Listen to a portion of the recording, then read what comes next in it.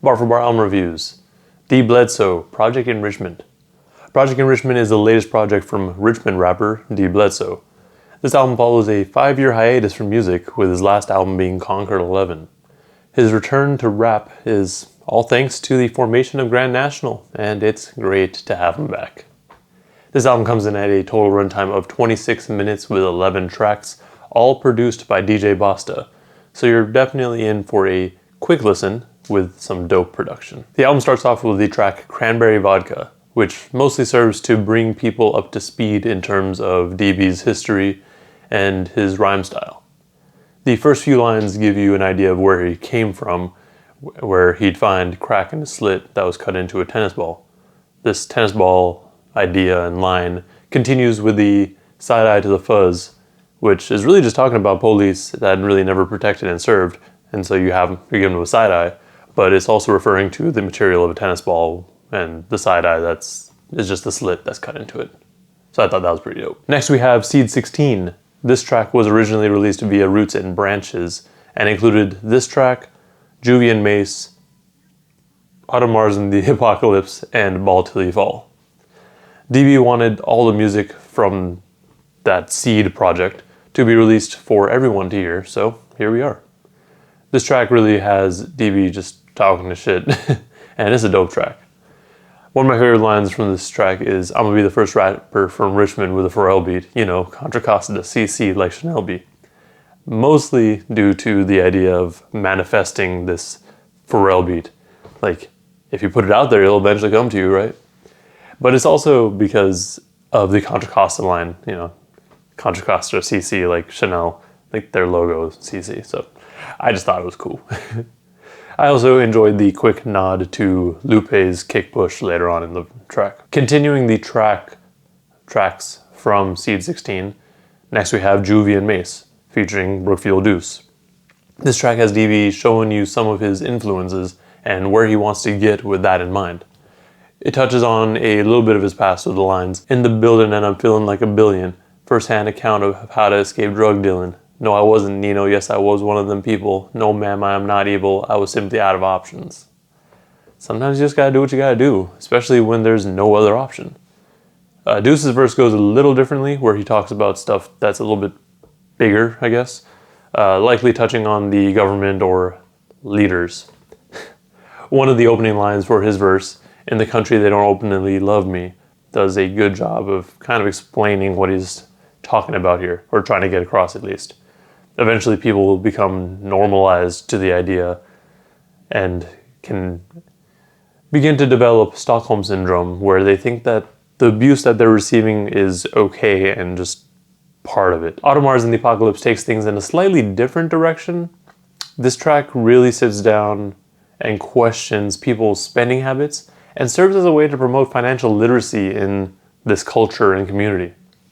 Even looking at the title of the track, I mean, Autumn Mars are a pretty fancy watch, so buying them in the apocalypse, where resources are scarce, is definitely a choice. Hell, you can even think of it like as in the pandemic right now. Most people would want to think twice about spending a decent amount of money on something that they don't necessarily need. To DB, this is a way for him to acknowledge and try to get out of his old habits from when he was younger. And I feel like that does a good job to at least make people think about what they're spending their money on without being too preachy. And actually a lot of this project does bring in little bits of knowledge and education that he wants to let people know and be aware of, or like have them catch on to, without really just beating the listener over the head with it. And I think that's dope. This track also features Mo Green, but just at the ending, because apparently both him, like DB and Mo Green, got this beat, and they both wanted to write on it. More info on that's actually in the podcast with DB that just dropped, but I think we gotta hit up Mo if we want to hear his version of the track. Maybe we can convince him to release it sooner. 2420 Flow features Black Achilles, and it really just feels like a song about futuristic flow shit. Like, Black Achilles kicks things off with a verse that I've yet to fully understand and decipher, but it really just sounds like he's rapping from 400 years in the future, looking back on things going on right now. With DB's verse, we get a bit of a look at his personal life and thoughts about people condemning certain relationships. The best way to handle it is how he puts it. Homie, that's my business. Love is love. I really do enjoy this song though too. Next we have Nautica Full Gospel, which features Jane Hadcock, Ian Kelly, Jizzle McFly, Cliff Solo, and Troy LLF. This track is really just a crew cut and it's hella fun. The song kicks off with Jane giving a bit of an intro that talks about people being fake and pretending to show love when they really have ulterior motives. And this is an idea that gets carried on through the other verses on this track as well, with slight shifts, mostly to talk about the bigger pictures at time, like regarding life and what's going on in each individual's life at the time. This then goes into No Nemesis featuring Monty Draper. I really like this track due to the beat and the chorus that starts off with "I'm stupid proper with the penmanship, no nemesis," just because it sounds a little contradictory to what's being said, but that's the point. The idea of this song is that you're your own worst enemy at times. There's always going to be people out there that are hating in the moment, but more often than not, they're not going to follow you around and keep saying these things to you. It's usually just a one-off statement. Like, in reality, you're really the one that's holding yourself back, whether that be due to self-doubt or just trying to please others and get others to like you.